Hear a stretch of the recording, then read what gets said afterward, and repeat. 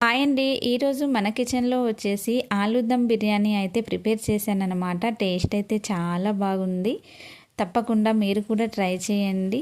ముందుగా మనం ఆనియన్స్ని అయితే ఫ్రై చేసుకోవాలి. ఇప్పుడు అదే ఆనియన్స్ ఫ్రై చేసిన ఆయిల్లోకి ఈ పొటాటోస్ ముక్కలను కూడా కొద్దిగా ఉప్పు పసుపు వేసి ఫ్రై చేసుకొని పక్కన పెట్టుకోవాలి. ఇప్పుడు వేరొక గిన్నె తీసుకొని దాంట్లో కొద్దిగా పెరుగు, ఉప్పు, కారం, పసుపు, పచ్చిమిర్చి, కరివేపాకు, టమాటో ముక్కలు, పచ్చి బఠానీ, కస్తూరి మేతి, మనం ఫ్రై చేసి పెట్టుకున్న ఈ పొటాటోస్ దాంట్లో మనం ఫ్రై చేసుకున్న ఈ ఆనియన్స్ని కూడా వేసి ఇలా మొత్తం కలుపుకోవాలన్నమాట. దాంట్లోకి కొద్దిగా ఆయిల్, నిమ్మరసం కూడా యాడ్ చేసుకొని కలిపి పక్కన పెట్టుకోవాలి.